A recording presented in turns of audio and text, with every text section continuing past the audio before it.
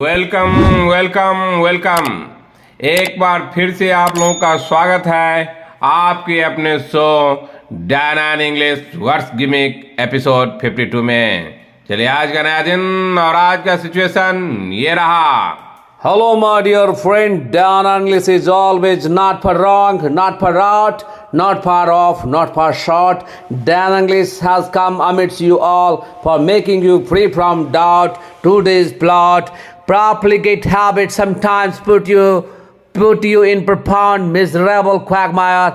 For your betterment's sake, an immutable set of rules must be so that in any circumstances you can be infallible. चलिए आज का ये situation entirely different और इसमें जितना भी वर्ड यूज किए हैं, चलिए शुरुआत करते हैं उसका एक्सप्लेनेशन विथ एग्जाम्पल। और आज का पहला वर्ड ये रहा, दैट इज प्रॉफलिगेट। पी के ऊपर लकीर है, पी पे जोड़ देना होगा, ए के आगे दो बिंदी है, इसका मतलब आ। और एल आई मिस हर्षी मिस फ्री और जी ई जब उल्टा लिखा हुआ था that is profligate. Profligate. This is adjective. इसका मतलब होता है spend a lot of money in bad things or party. मिस अय्याशी। Wasteful spending money मिस खराब चीजों में पैसा का वेस्ट करना। जैसे अपने लोग बोलते हैं, हिंदी में खासकर बोलते हैं अय्याश आदमी, जो केवल पैसा गलत कामों में ज्यादा लुटाता है, नाच गाना इधर उधर घूमना फिरना, लेकिन गरीब आदमी को मदद नहीं करेगा, जहाँ पे जरूरत है वहां नहीं खर्च करेगा, उसी को हम बोलते हैं प्रॉफलिगेट। उसी को बोलते हैं हम प्रॉफलिगेट। जैसे पहला एग्जांपल देखिए, Vijay Mallya got bad name for his profligate habits. जैसे आप भी जानते हैं, सब जानते हैं कि विजय माल्या जी जो केवल पैसा अय्याशी में खर्च करते थे, और इसका कारण ये हुआ कि कंपनी भी डूब गया और इनको इंडिया से भागना भी पड़ा।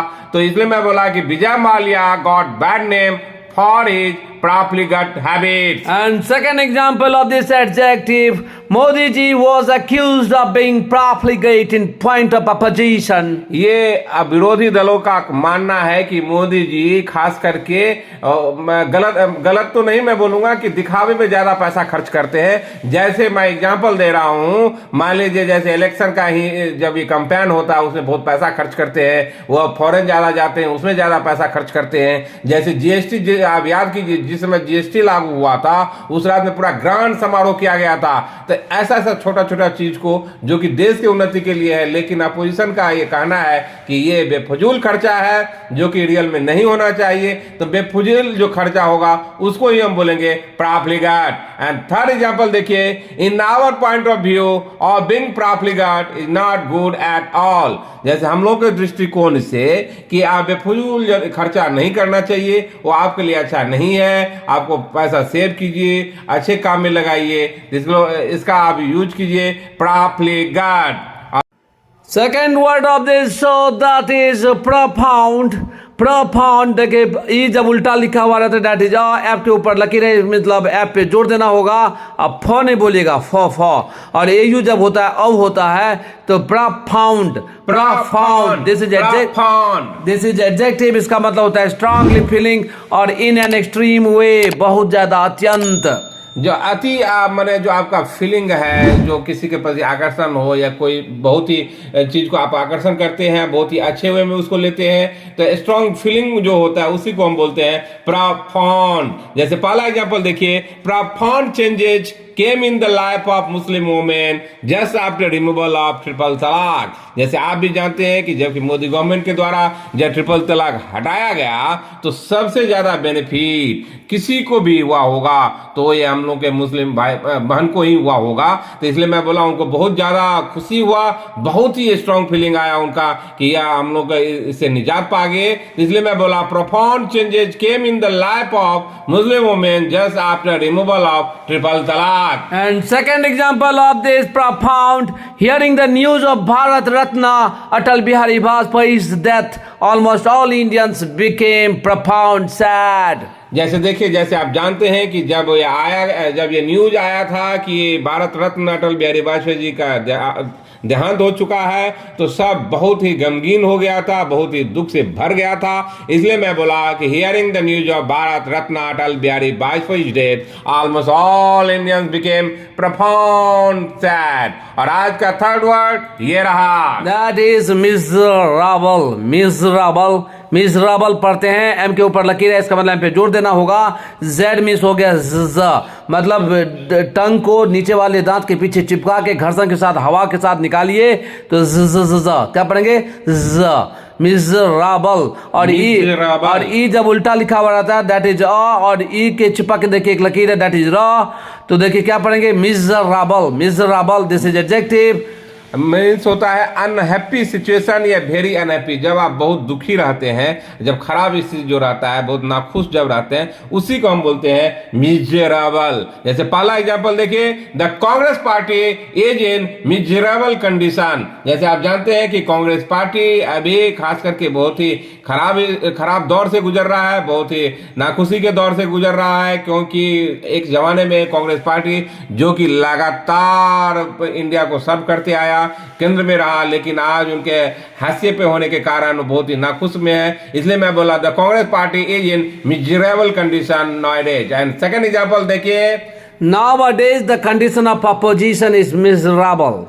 Nowadays the condition of opposition is miserable. न केवल कांग्रेस पार्टी का, खास करके अपोजिशन जितना भी विरोधी दलों का बाय लार्ज मिला जुला करके सबका आज का जो स्थिति है खराब ही है, दयनीय स्थिति में ही है। क्योंकि आजकल बीजेपी बहुत ही स्ट्रांग है, बहुत ही मजबूत है। स्वाभाविक है यदि सत्ता दल इतना मजबूत हो जाएगा तो अपोजिशन बहुत ही कमजोर होगा, और जो आजकल बिखराव दिखता है खास करके अपोजिशन में। एंड थर्ड एग्जाम्पल देखिए, Darren English will bring out from miserable condition of English. मैंने हम लोग का ये कहना है कि यदि अंग्रेजी में आपका दयनीय स्थिति है, बहुत खराब स्थिति है, यदि आप बहुत ही नाखुश हैं अंग्रेजी से, क्योंकि अभी आप बोल नहीं पाते, लिख नहीं पाते और ग्रामर पूरा आप समझ नहीं पाते हैं, तो please make a belong to Darren English. आप डैरन इंग्लिश के पास आइए और आपको जो खराब जो दयनीय स्थिति में अभी है उसे आप बाहर निकल पाएंगे और धारा प्रवाह अंग्रेजी बोल पाएंगे, लिख पाएंगे और ग्रामर पूरा टिप ऑफ द टंग हो जाएगा आपका।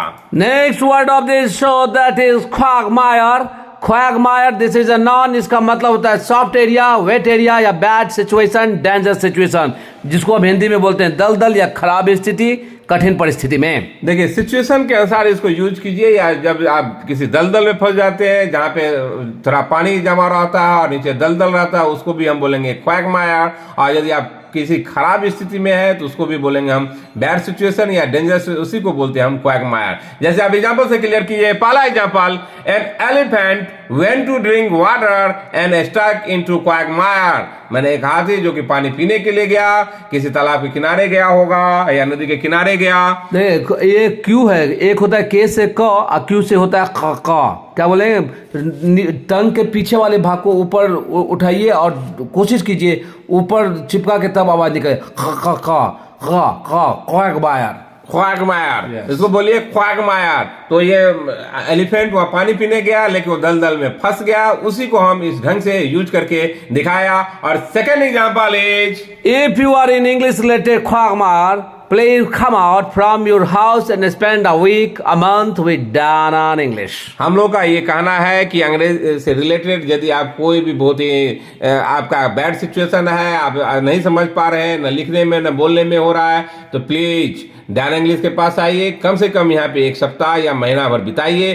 100% गारंटी के साथ बोल रहा हूँ कि आप अंग्रेजी में लिखने में, बोलने में, at the front of grammar, at each and every front will be safe and sound and no we will not remain in quagmire at all. तो ये हम लोग का कहना है, please make a belong to Dan English. और आज का फिफ्थ वर्ड ये रहा, for your sake. This is a idiom, for your sake. देखिए यहाँ पे अगर यू रहेगा तो योर होगा, शी रहेगा तो हर होगा, ही रहेगा तो हिज होगा, ये अकॉर्डिंग टू सब्जेक्ट बदल जाएगा। तो इसलिए for your sake, for his sake, for my sake, for our sake. समझ गए, इसका मतलब होता है आपके लिए, आपके वास्ते। तो इसका अर्थ होगा, जैसे यहाँ पे योर है तो फॉर यू, फॉर हिम रहेगा तो फॉर ही, तो इस ढंग से उसको चेंज कीजिए अकॉर्डिंग टू सब्जेक्ट। आप समझ गए होंगे।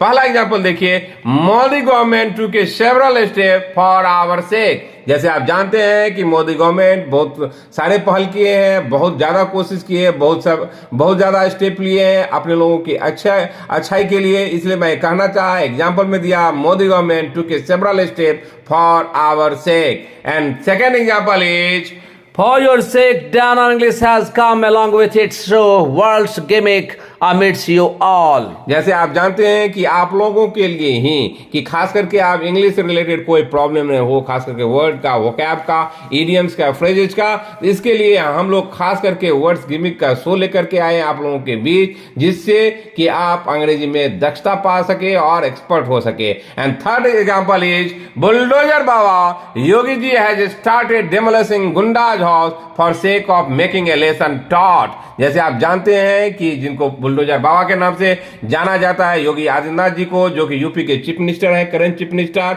वो आजकल जो है गुंडा सबको सबक सिखाने के लिए उनका घर को भी तोड़ देते हैं, पूरा मेल मिला देते हैं, क्योंकि तभी उनको पता चलेगा कि ये जो गलत तरीके से जो पैसा कमाया जाता है उसको ध्वस्त कैसे किया जाता है। और इसलिए मैं बोला कि लेसन सिखाने के लिए, उनको पाठ पढ़ाने के लिए, उनको कड़ी सजा देने के लिए ये ऐसा कर रहे हैं। अब बहुत ही अच्छा पहल इसको माना जाएगा। चलिए आज का नेक्स्ट वर्ड ये रहा, That is immutable. Immutable. देखिए M के ऊपर लकीर है, इसका मतलब M पे जोड़ देना होगा। J मीन्स होता है य, और U के आगे दो बिंदी है, इसका मतलब दुर्गो मीन्स लंबा करके बोलना होगा।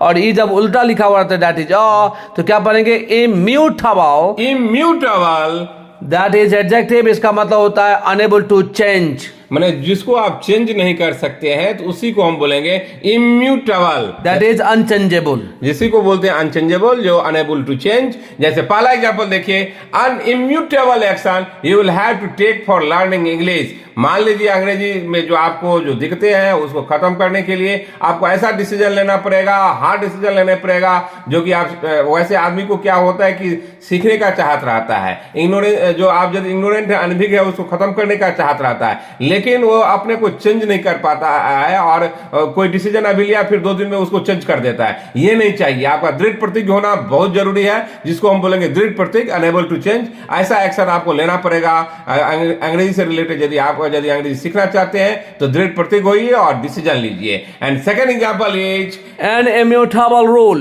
मैंने ऐसा रूल जिसको आप चेंज नहीं कर सकते, लागू ही होगा, अपनाना ही पड़ेगा, उसी को हम बोलेंगे an immutable rule. And third example is, an immutable habits of children sometimes create a lot of problems. जैसे आप जानते हैं कि बच्चे जो है, जो कभी ज्यादा जिद्दी होता है, जो जिसको हट्टी जिद्दी ऐसे बोलते हैं, जो ठान लिया करता ही है, तो कभी कभी उसको नुकसान भी पहुंचा देता है उसका जिद। इसीलिए मैं बोला N अम्यूटेबल habits of children sometimes create a lot of problems. Those who came into Dan English with the intention of scratching the surface, even they go back by taking a fellow feeling and English type grace. It is keen interest which compels you to be the part of Dan English. It is Dan English which saves you from becoming dregs of society and rubbish. और आज का 7th word ये रहा, That is circumstances.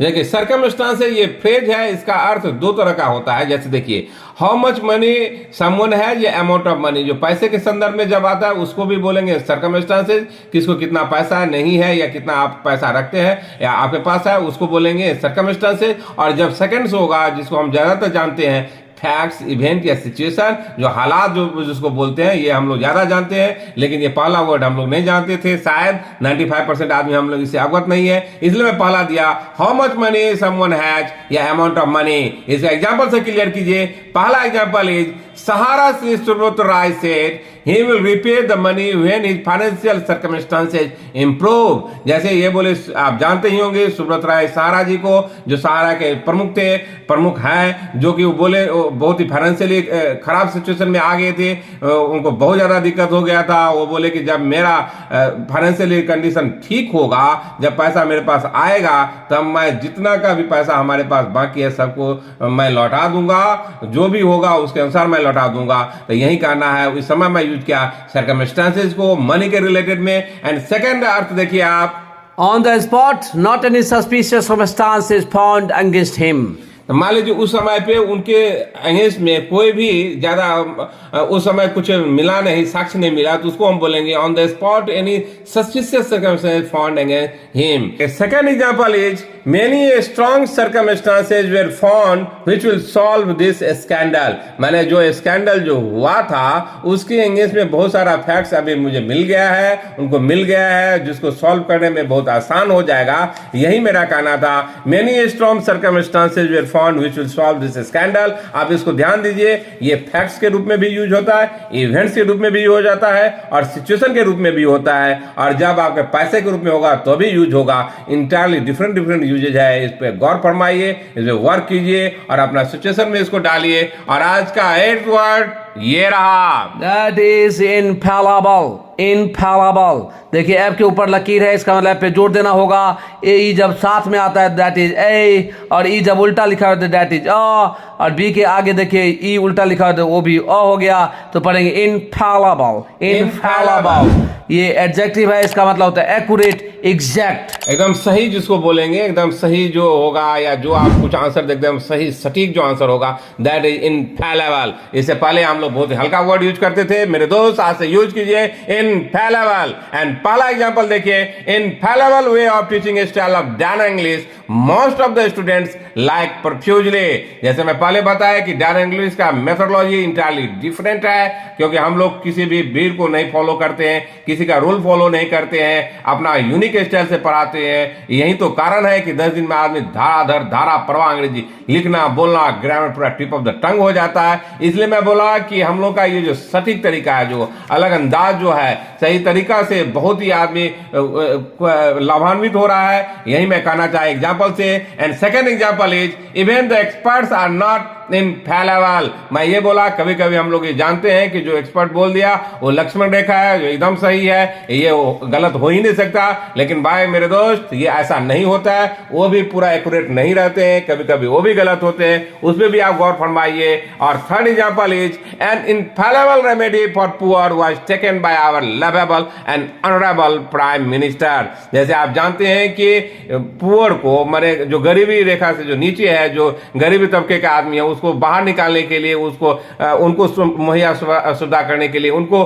बड़ा बनाने के लिए, गरीबी रेखा से बाहर निकालने के लिए अपने जो प्यारे और सबके ऑनरेबल जो प्राइम मिनिस्टर नरेंद्र मोदी जी जो है, वो बहुत सारा एक्शन लिए हैं आज तक। यही मैं कहना चाहे यहाँ पे, an infallible remedy for poor was taken by our lovable and honourable prime minister. From the bottom of our heart, 10 times we say it, still we are saying, take the rough with the smooth, ride roughshod over the unpleasant mood. Your position, your life in an instant will be goodly good. चलिए, जितना भी इसमें word हम लोग use किए थे उसका मैं डिलिनिएट कर दिया, एक्सप्लेनेशन कर दिया विथ सिंपल एग्जांपल। आप इस पे गौर फरमाइए, बिना देरी किए फिर से एक बार सिचुएशन पढ़ देता हूं। Profligate habits sometimes put you in profound miserable quagmire.